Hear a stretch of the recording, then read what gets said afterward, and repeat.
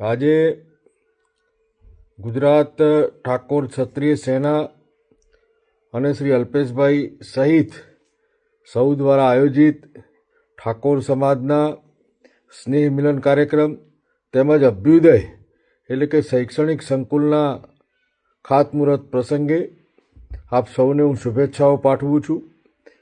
સમાજના છેવાડાના માનવીની ચિંતા મને પ્રધાનમંત્રી કરતા હોય છે, ત્યારે સમાજ થકી પણ સમાજના છેવાડાના માનવીની ચિંતા થાય અને સમાજમાં શિક્ષણના પ્રયાસથી જ લોકો આગળ મુખ્ય ધારામાં આવી શકે એ માટેના પ્રયાસ કરવા બદલ માન્ય ધારાસભ્ય શ્રી અલ્પેશભાઈ સહિત સૌનો હૃદયથી આભાર માનું છું અને સૌને આ કાર્યક્રમની શુભકામનાઓ પાઠવું છું.